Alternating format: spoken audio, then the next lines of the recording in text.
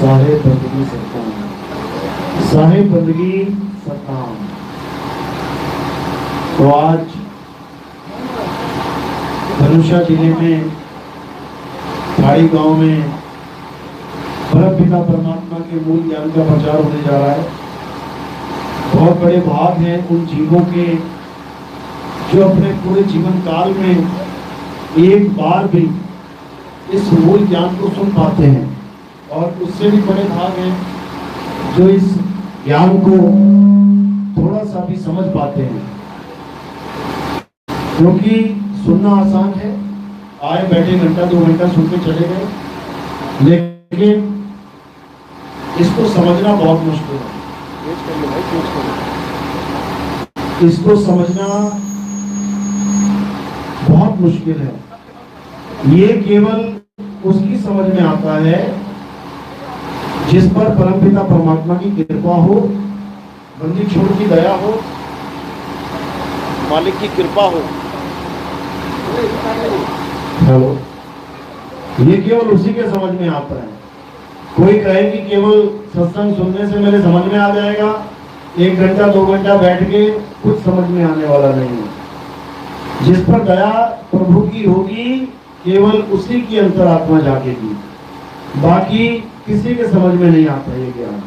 आज 15 साल हो गए समझाते हुए, 2010 से समझा रहे हैं, 2025 आ गया, वो भी खत्म होने वाला है। ये जल्दी समझ में नहीं आता, लेकिन जिसको आ गया फिर ये जाता नहीं है।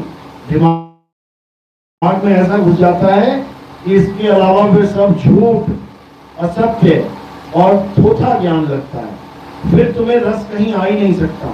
एक बार आत्मा का ज्ञान अगर समझ में आ जाए तो ये झूठी दुनिया किसी को भरमा नहीं सकती, ये माया का देश किसी को लुभा नहीं सकता। एक बार अगर तुम्हें समझ में आ जाए कि हम किस जेल में बैठे हैं, तो ये जेल की दीवारें, ये जेल के लोहे के सरिये, ये तुम्हें भरमा नहीं सकते। कौन सी जेल है? ये जो हमारा घर है ना, वो जेल ही है। अपने अपने घर में बैठे हो, खुद अपनी जेल बना के बैठे हो। अब इस जेल से निकलने की तैयारी करनी है। कैसे निकलेंगे? आत्मज्ञान के द्वारा निकलेंगे। इस माया के संसार से कैसे निकलेंगे? आत्मज्ञान के द्वारा निकलेंगे। इस त्रिगुणी संसार से कैसे निकलेंगे? आत्मज्ञान के द्वारा निकलेंगे। तो जिन संतों ने हमें आत्मज्ञान लखाया, हमें आत्मज्ञान का पाठ पढ़ाया, उन संतों का जयकारा करेंगे, परमपिता परमात्मा का जयकारा करेंगे, फिर सत्संग शुरू करेंगे। बोलिए परमपिता परमात्मा की, सतगुरु बंदी छोड़ कबीर साहेब की, सभी संतों की, सभी भक्तों की, सतगुरु मदनपति साहिब की, दीवान जवाहरपति साहिब की, सतगुरु राम सेवक साहिब की, सतगुरु गरापति साहिब की, कलीनापुर धाम की, सभी संतों की, सकल हंस को बंदगी, साहेब बंदगी, सतनाम। तो जैसा कि मैंने समझाया कि ये ज्ञान सबके समझ में नहीं आता है। सुनते तो बहुत हैं, लाखों करोड़ों लोग इसको सुन लें, तब भी ये सबकी समझ में नहीं आएगा। ये किसी बिरले हंस के समझ में आएगा, ये किसी परमात्मा के परम विवेकी जीव के समझ में आएगा। ये सबकी समझ की बात नहीं है। क्यों? क्योंकि कबीर साहब समझा रहे हैं, अरे लाखन में कोई समझ न पई है, और कोटि मध्य जानेंगे, कहें कबीर सुनो भाई साधो, हमें बिरले हंस पहचानेंगे। कहते हैं लाखों में कोई समझ ना पाई है। लाखों लोगों को ये सत्संग समझाया जाए, उनकी समझ में नहीं आएगा। कोटि मध्य जानेंगे, 1 करोड़ आदमियों को सत्संग सुनाया जाए, तब जाकर कहते हैं हमें बिरले हंस पहचानेंगे, तब जाके हमें हमारे स्वरूप को कोई बिरला हंस पहचान पाएगा, नहीं तो हमें कोई नहीं जान सकता। तो ये महिमा है अपने स्वरूप की। क्योंकि आप देखोगे कितने हजारों लाखों लोग कबीरपंथी हैं, कबीर साहब की फोटो की पूजा करते हैं, कबीर साहब की मूर्ति पूजा करते हैं, कबीर साहब की दाढ़ी टोपी वाली फोटो गले में लटका के घूम रहे हैं। लेकिन उनको कोई पूछे कि क्या कबीर साहब का स्वरूप यही है? तो जवाब क्या मिलेगा? हाँ यही है, बस यही नहीं है, बस यही नहीं है।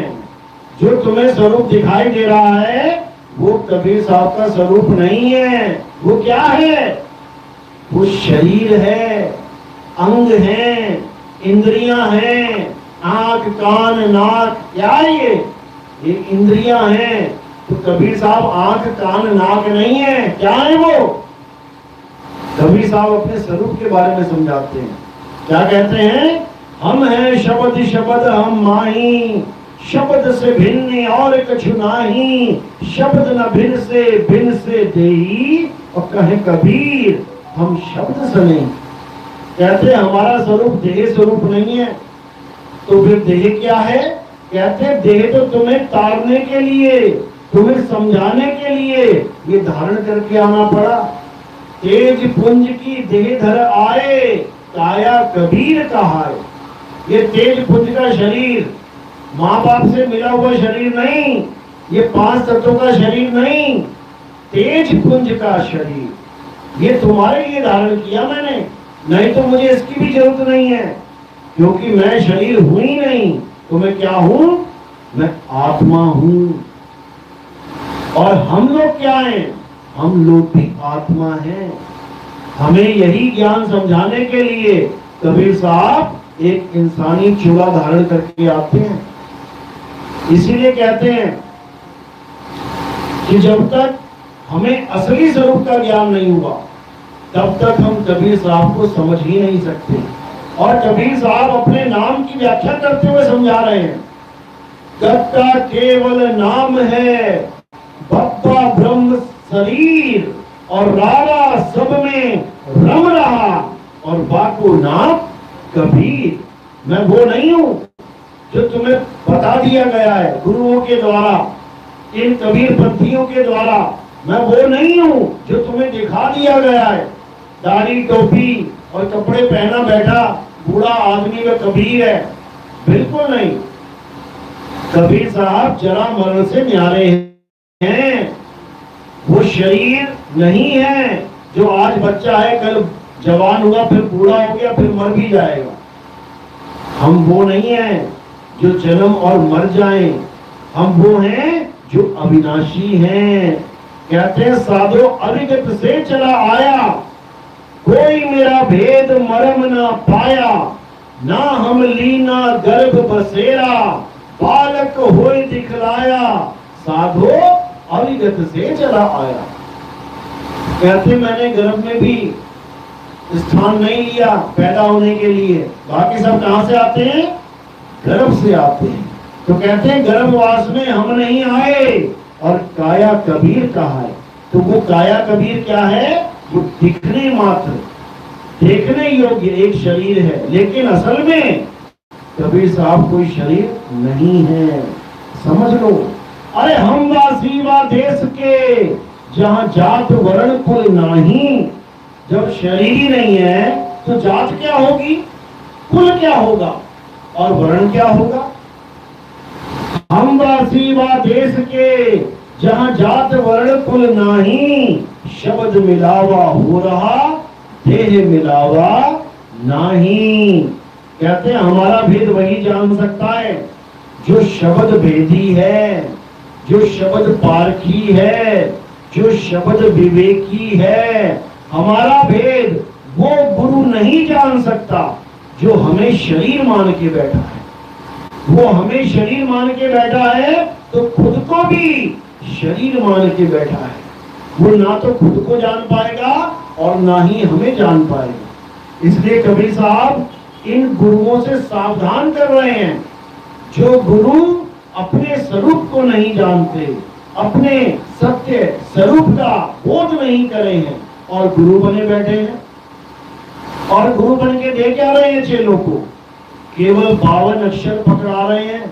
हिंदुस्तानी गुरु हिंदुस्तानी भाषा में नाम दे रहा है, नेपाली गुरु नेपाली भाषा में दे रहा है, अंग्रेज गुरु अंग्रेजी भाषा में दे रहा है, अरब देश का गुरु अरब देश की भाषा में दे रहा है, जापानी गुरु जापानी भाषा में दे रहा है, ताइवानी गुरु ताइवानी भाषा में दे रहा है। हर गुरु अपनी अपनी भाषाओं में भगवान का, परमात्मा का नाम पकड़ा दे रहा है और चेला ले भी ले रहा है, चेला लेके भी बैठ जा रहा है और एक बार भी नहीं सोच रहा है कि मेरे गुरु ने मुझे दिया क्या है, मेरे गुरु ने मुझे क्या दिया। ये 52 अक्षर से न्यारा वाही को सत्य सिमरण कहिए, सिमर सिमर नर उतरो पारा। कह रहे हैं जिस गुरु ने 52 अक्षर दे दिए, 52 अक्षर मतलब हिंदी के नाम, पंजाबी के नाम, उर्दू के नाम, अंग्रेजी के नाम, किसी भी भाषा के नाम अगर जपने के लिए दिए तो समझ लो उस मनुष्य का, उस गुरु ने जीवन बर्बाद कर दिया।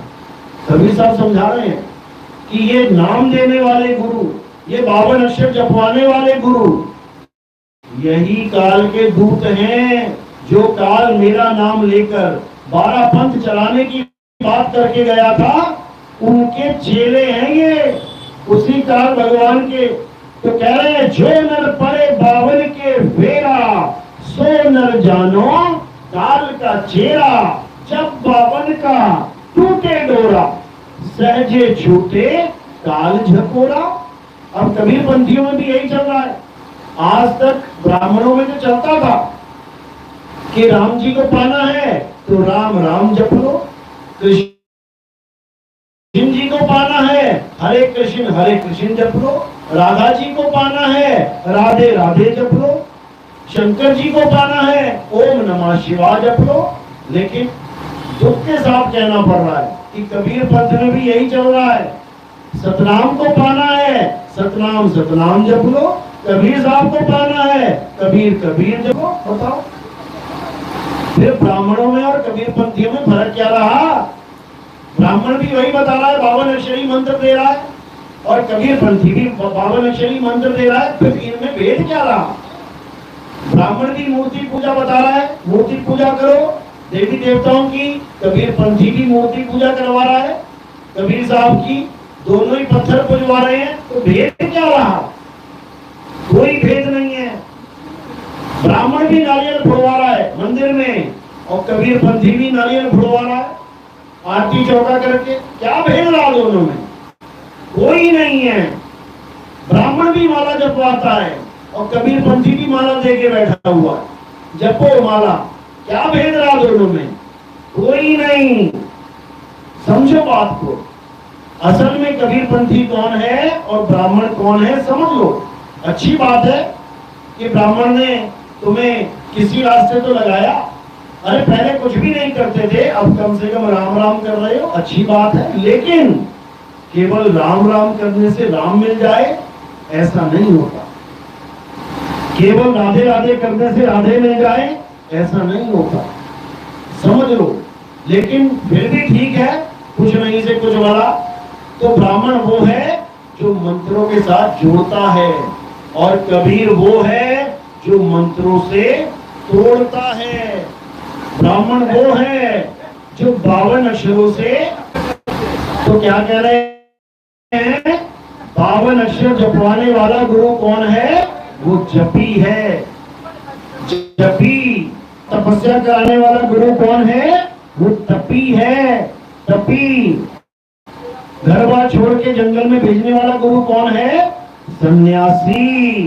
तो कबीर साहब जपी तपी सन्यासी से नहीं जोड़ते। वो क्या करते हैं, वो जप तप और सन्यास छुड़वाते हैं।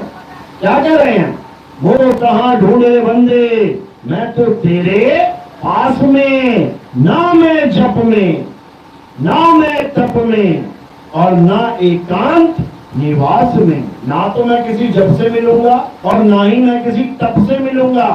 ये जप और तप ये हमारे लिए नहीं बना है, ये कबीर पंथियों के लिए नहीं बना है।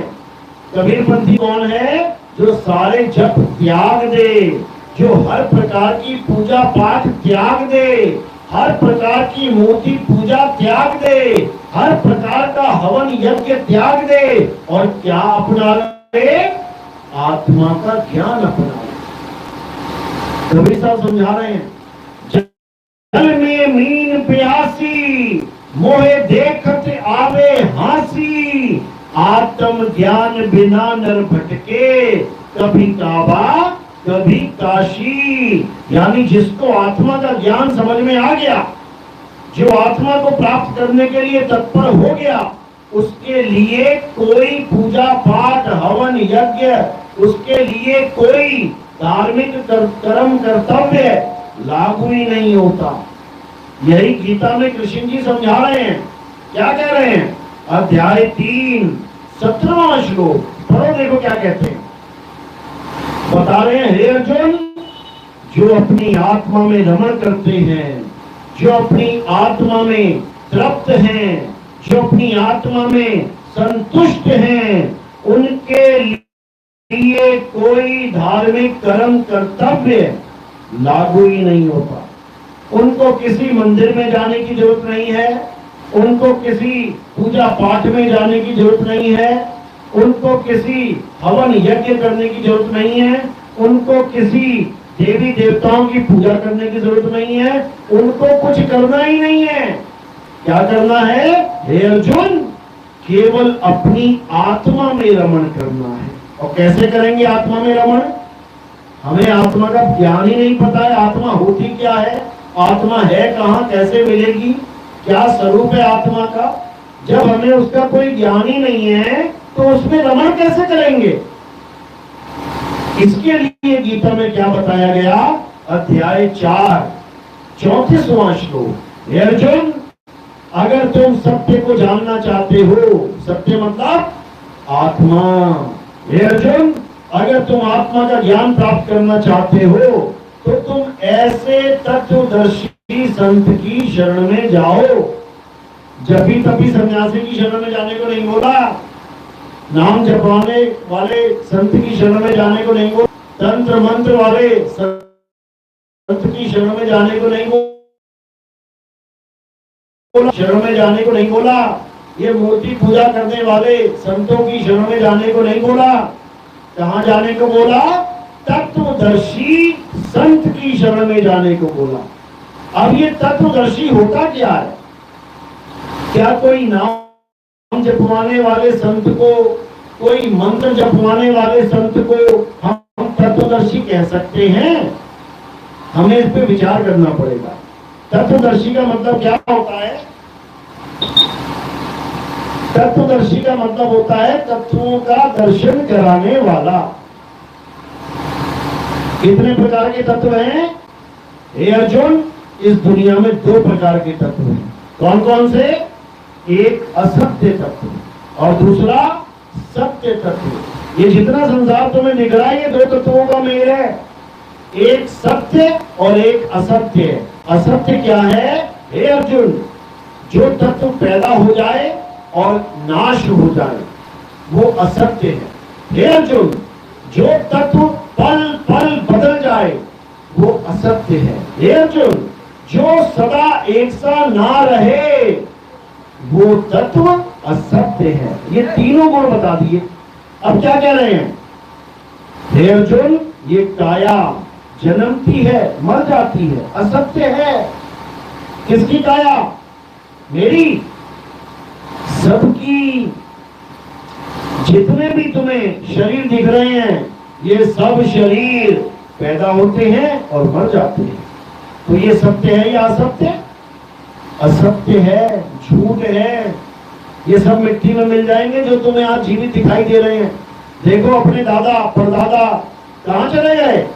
वो कहां चले गए? सारे शरीर इसी मिट्टी में दफन हो गए।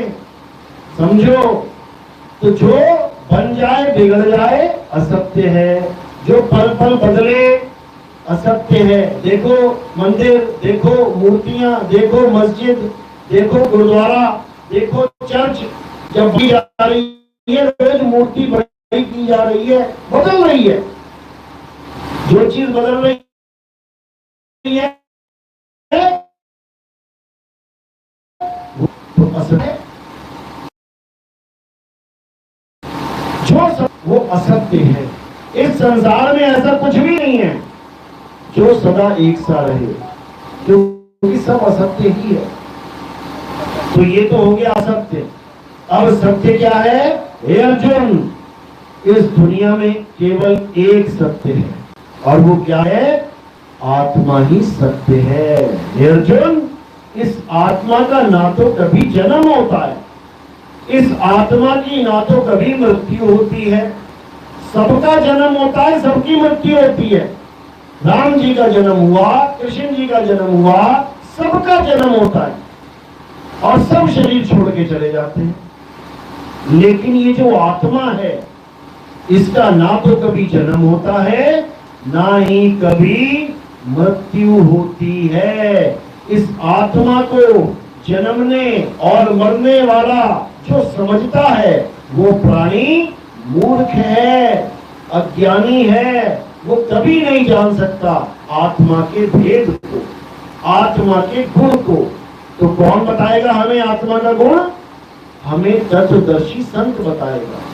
तो क्या करना है? वहां जाके अध्याय 4 34वें श्लोक में देखो क्या लिखा है। हे अर्जुन, तुम ऐसे तत्वदर्शी संत की शरण में जाओ जिसने उस आत्म तत्व को यानी सत्य को जान लिया है। वो भरपूर समझता है कि आत्मा होती क्या है।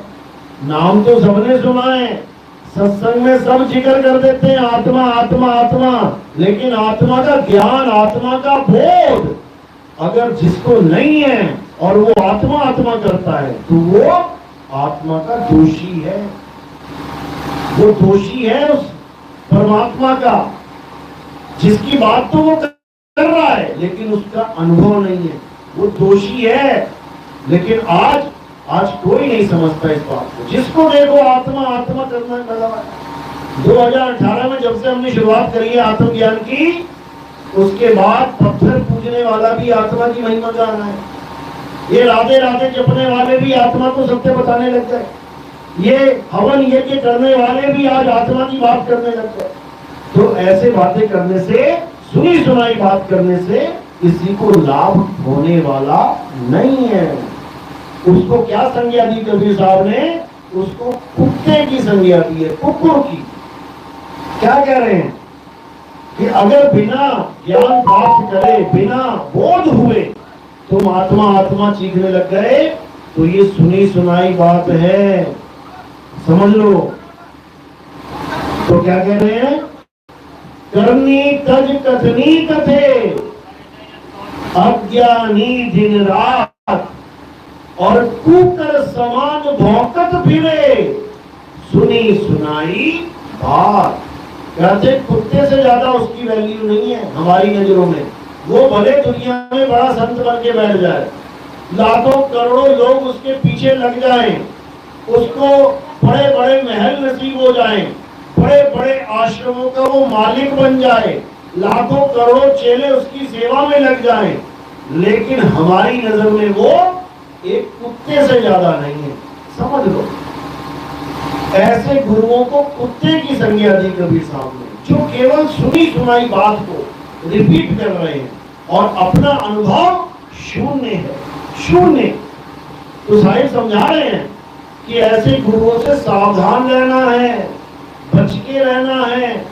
समझ लो, कहते हैं बिन देखे वह देश की, और बात करे सो कूर, और आपे खारी खात है, बेचत फिरे कपूर। समझो बात को। कह रहे जो बिना देखे, बिना जाने उस मालिक की, उस सतलोक की, उस अलग लोक की, उस अनामी धाम की, उस शब्द कर रहा है बिना देखे, कहते दोषी है।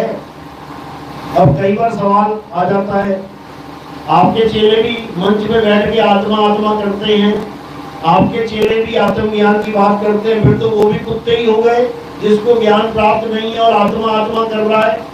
बिल्कुल हो गए। लेकिन इससे बचने का एक रास्ता है। क्या रास्ता है? ये कबीर साहब ही समझाते हैं।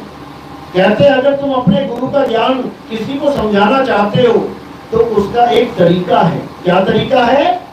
तुमने जो भी ज्ञान बोलना है, कुछ भी, तुमने उसके आगे केवल एक लाइन फिट कर देनी और वो सारा ज्ञान यथार्थ हो जाएगा। कौन सी लाइन फिट करनी है? एक ही लाइन कि हमारे गुरुदेव ये बताते हैं। हमारे गुरु जी ये कहते हैं, तो तुम्हारा सारा दोष खत्म। अब गुरु जाने और परमात्मा जाने, अब वो गुरु जाने और परमात्मा जाने कि उसको अनुभव है या नहीं, तुम बीच में से निकल गए। समझो, तुम बीच में से निकल गए। लेकिन अगर तुमने बिना गुरु का नाम लिए चौधरी बनने की कोशिश करी तो भाई पूछ तुम्हें भी लगेगी, कुत्ते की योनि में तुम्हें भी जाना पड़ेगा, क्योंकि फिर तुम झूठा गुरुआ की संज्ञा में आ गए। अरे झूठा गुरु अजगर बना और 1,84 जाए और सारी संगत चींटी बनी, तोड़ तोड़ के खाए, उसके बाद कोई बचाव नहीं होने वाला। क्यों? क्योंकि तुमने मालिक का नियम तोड़ दिया है। ये नियम है बंदी छोड़ का। अरे कबीर साहब जब अपने बिना गुरु धारण किए ज्ञान देते थे, तब लोगों ने पूछा तुम्हारा गुरु कौन है? अब कबीर साहब का कोई गुरु ही नहीं था। वो क्या बोले? वो कहते हमारा कोई गुरु नहीं है। तो कहते हम तुम्हारा ज्ञान नहीं सुनेंगे। क्यों? बिना गुरु के ज्ञान कैसे हो गया? तो कबीर साहब को एक गुरु धारण करना पड़ गया। कौन सा गुरु? अज्ञानी गुरु, एक पत्थर पूजने वाला गुरु, एक मंत्र जपने वाला गुरु। क्या नाम था उनका? स्वामी रामानंद। कबीर साहब जो पत्थरों के खिलाफ बोलते थे, कबीर साहब जो मूर्ति पूजा का खंडन करते थे, उन्हीं का गुरु मूर्ति पूजा करता था, उन्हीं का गुरु मंत्र जपता था, उन्हीं का गुरु हवन यज्ञ करता था। सोचो, तो कबीर साहब ने उस गुरु को धारण किया। क्यों? ताकि जनता हमारी बात सुने। और जब वो ज्ञान बोलते थे तब वो क्या करते थे? गुरुदेव ये कहते हैं, गुरुदेव ये कहते हैं। अब सब सुनने लगे, अच्छा जी गुरुदेव ये कहते हैं, फिर तो पक्का सच्ची कहते हैं। तब जाके लोगों ने कबीर साहब की बात सुननी शुरू करी। समझो, लेकिन जब उनको समझ में आ गया कि ये इनका गुरु कहने को है, भाई ये कहने को गुरु है, ये असल में खुद ही परमात्मा है, तब साहेब ने अपने नाम की छाप लगानी शुरू। कहे कबीर, कहे कबीर। जब सबको समझ में आ गया तब, नहीं तो गुरु को ही आगे रख के कबीर साहब ने हमेशा बात करी। तो वही सिस्टम आज भी है, कोई बदला नहीं है। इसलिए साहिब हमेशा यही समझाते हैं कि पहले अनुभव ज्ञान करो, बोध करो। बिना बोध के, बिना अनुभव ज्ञान के चाहे तुम कितना ही ग्रंथ पढ़ लो, तुम कितने ही भाषण कर लो, कितना ही कुछ कर लो, कुछ होने वाला नहीं है। तुम थके के थके रह जाओगे, तुम्हें कुछ मिलने वाला नहीं है।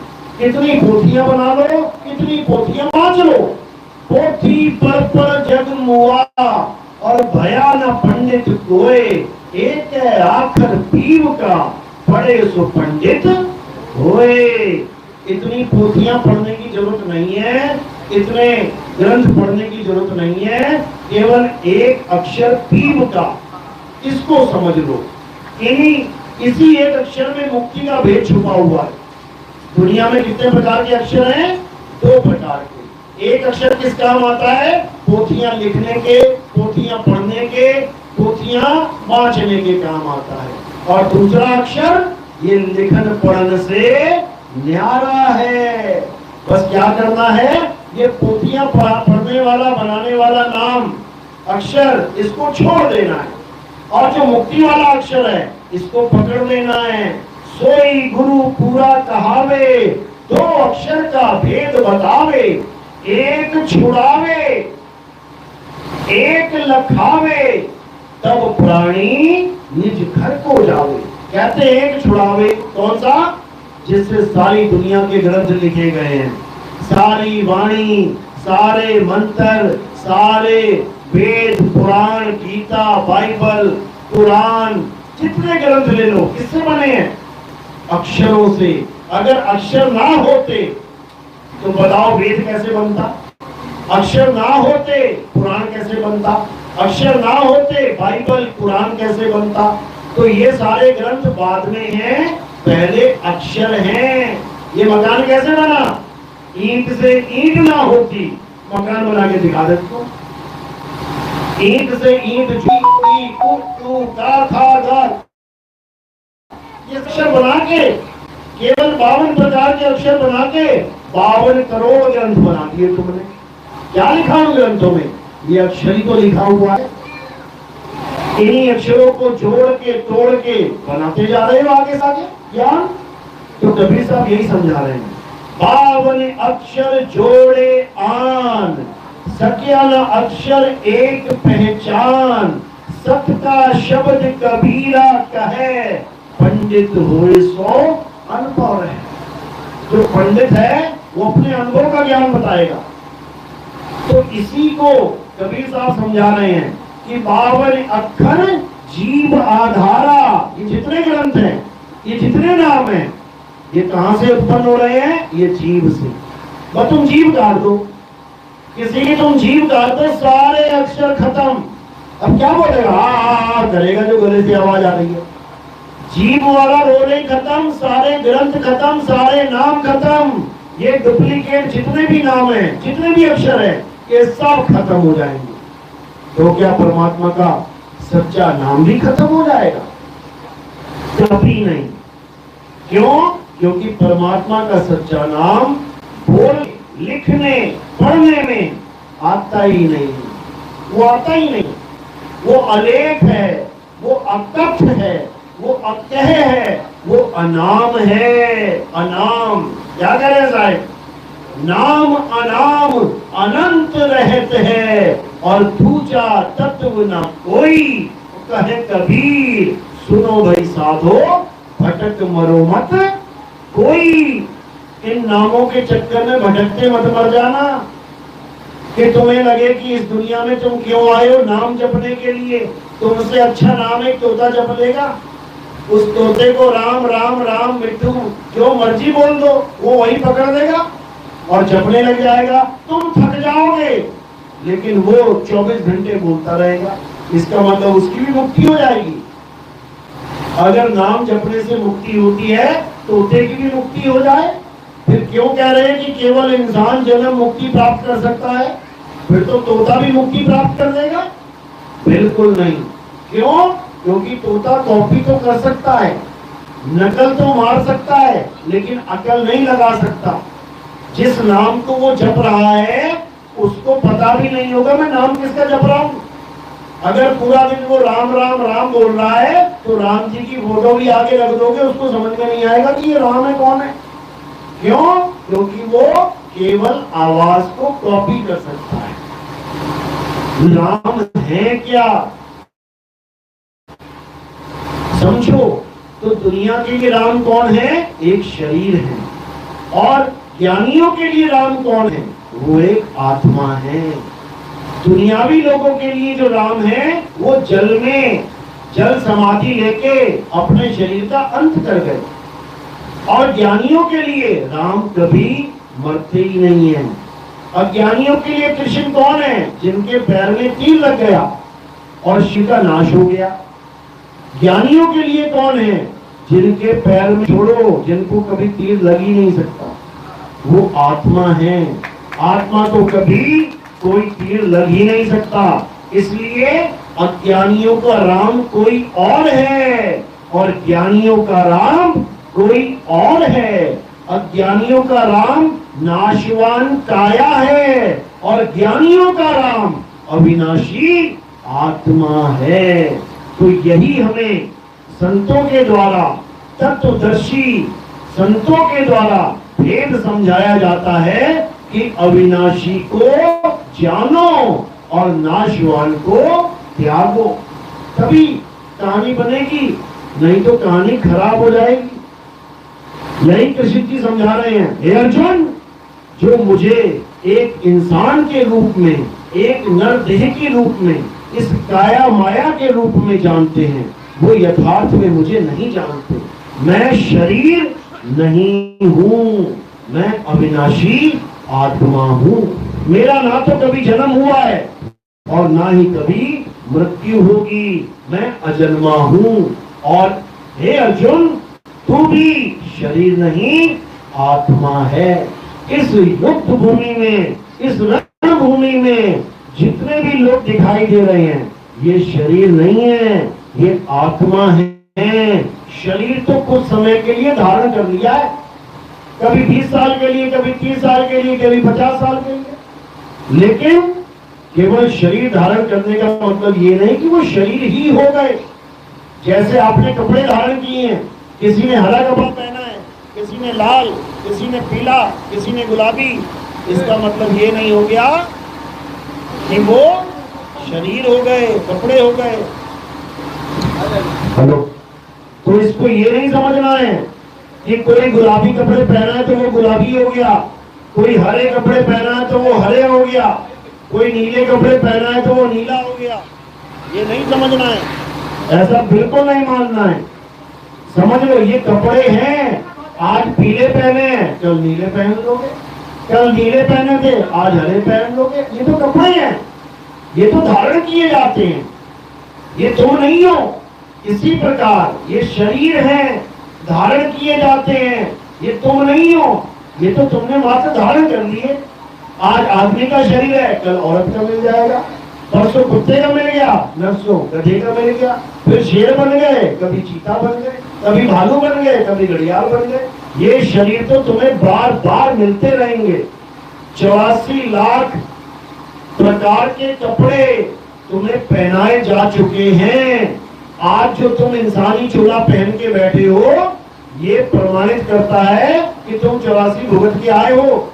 और अगर ये चोला तुमने उतार दिया बिना अपने असली स्वरूप को जाने, तो वापस तुम्हें उसी 84 में जाना पड़ेगा, कोई बचाने वाला नहीं।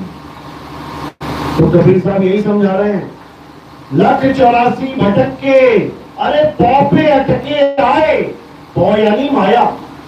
184 में तुम माया से नहीं जीत सकते। एक कुत्ते को तुम कितना ही समझा लो, तू कुत्ता नहीं, तू आत्मा है। एक बिल्ली को तुम कितना ही समझा लो, तू बिल्ली नहीं, तू आत्मा है। एक शेर को तुम कितना समझा लो, तू शेर नहीं, तू आत्मा है। समझेगा क्या? कोई नहीं समझ सकता। कारण, क्योंकि वो माया को पार नहीं कर सकते। वो योनियां माया से पार नहीं हो सकती। तो ये जितने भी शरीर है 84 के, ये माया में ही रहेंगे, इनकी मुक्ति कभी नहीं हो सकती। मुक्ति कब होगी? जब ये इंसान चोले में आ जाएंगे। वही जीव जब इंसान चोले में आ जाएगा और तुम उस इंसान को समझाओ कि तू शरीर नहीं, तुम आत्मा हो, समझ में आएगी कि नहीं बात?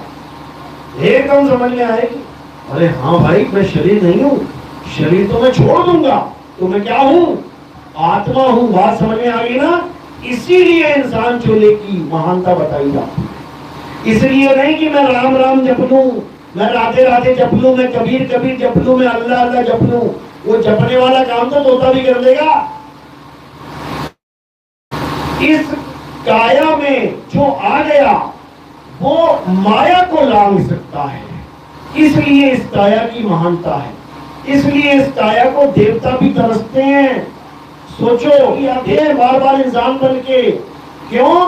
कि हमें भी कोई गुरु मिल जाए, हमें भी कोई सतगुरु मिल जाए और हम भी इस भवसागर से पार हो जाएं।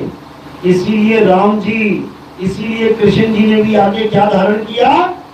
गुरु धारण किया। नहीं तो उन्हें क्या जरूरत थी? उन्हें क्या जरूरत थी? वो तो पहले से ही भगवान है। गुरु धारण करके नाम जप के वो क्या बन जाएंगे? वो पहले से ही भगवान है। लेकिन मुकत नहीं है। भगवान तो वो है, लेकिन मुकत नहीं है। भगवान कैसे हैं फिर?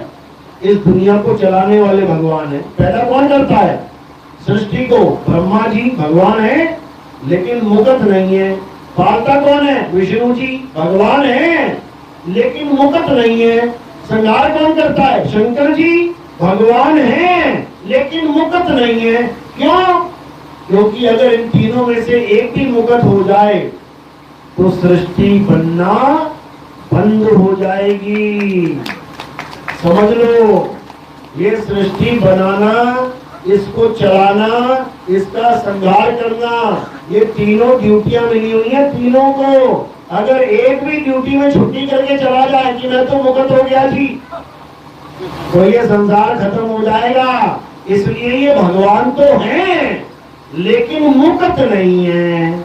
इसीलिए जिस भी राक्षस ने इनसे अमरता का वरदान मांगा, मुक्ति का वरदान मांगा, ये दे नहीं पाए। ब्रह्मा जी को पूछा राक्षस ने, मुझे अमर कर दो, दे नहीं पाए। कहते हम खुद अमर नहीं है, तुझे अमर कहां से कर दे।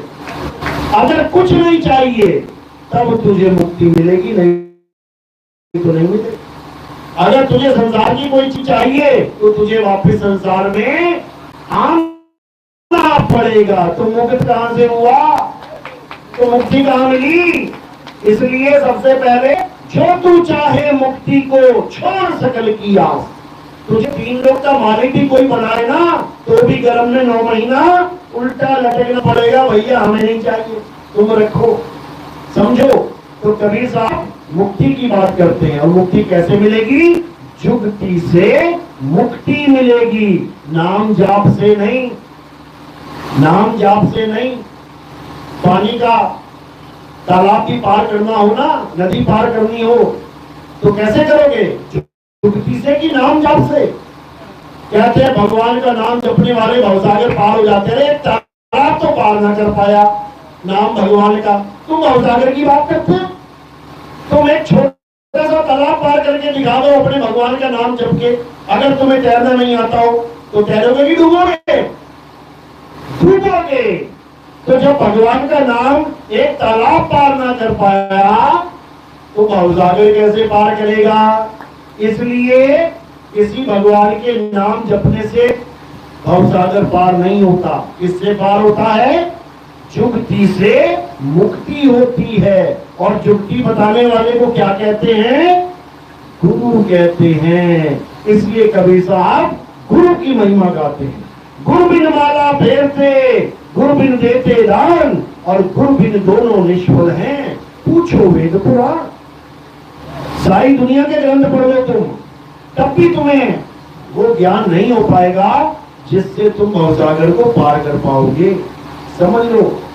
तो क्या कह रहे हैं, गुरु बिन पढ़े जो वेद पुराना, सार न जाने रहे अज्ञाना। चाहे वेद पढ़ लो, पुराण पढ़ लो, गीता पढ़ लो, बाइबल पढ़ लो, कुछ भी पढ़ लो, लेकिन जो उसमें बातें लिखी हुई हैं बिना गुरु के तुम्हारे सामने आते भी तुम्हें समझ में नहीं आएंगी। उस बात को तुम पढ़ के भी पीछे फेंक दोगे, तुम पता ही नहीं कर पाओगे कि ये मैंने पढ़ क्या लिया, क्योंकि तुम्हारी समझ में ही नहीं आएगा। तो ये समझ में कब आता है, जब हम गुरु धारण करते हैं। वही हमें इस गुप्त ज्ञान को, रहस्यमय ज्ञान को समझाते हैं और हमारा जन्म मरण का खेड़ा छुड़वाते हैं, हमारा जन्म मरण का रोग छुड़वाते हैं। चलो, तो आज का सत्संग इन्हीं शब्दों के द्वारा समापन किया जाता है। और मालिक से अरदास करेंगे कि इस गांव में जहां तक भी आवाज पहुंची है, जिस भी भगत के कानों में आवाज पड़ी है, वो इस मूल ज्ञान को, इस परमात्मा के अद्भुत ज्ञान को, इस आत्म ज्ञान को समझने में सक्षम हो। मालिक से यही अरदास करें। अब आरती का समय है। आरती कैसे करते हैं समझ लो। आरती करने के लिए थोड़े से फूल उठाने हैं और मेरे सिर के ऊपर रखने हैं। सिर के ऊपर क्यों रखे जाते हैं, क्योंकि हमारे पंथ में शरीरों की पूजा नहीं होती, हमारे पंथ में आत्मदेव की पूजा होती है। तो ये फूल जो हमने रखे हैं वो काया से, यानी पैर के अंगूठे से लेके सिर की चोटी के परे रखे जाते हैं, यानी काया से परे। तो वो